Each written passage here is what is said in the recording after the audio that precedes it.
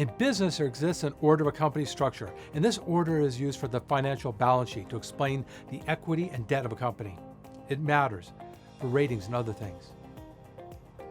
This order also exists in case a company fails and must be liquidated under the U.S. bankruptcy court system. Here is the chart. And you see from this ranking, if a company needs to liquidate, the very last people paid are common stockholders.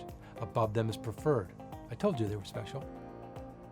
But not as special as bonds, as they get paid before all stocks in case of liquidation. And if there's any money left over after the top group has been paid, then those remaining funds trickle down to the next left in the list and so forth and so on. And this is the reason why people seldom receive any cash of significance for their stock, common stock, in the event of a bankruptcy.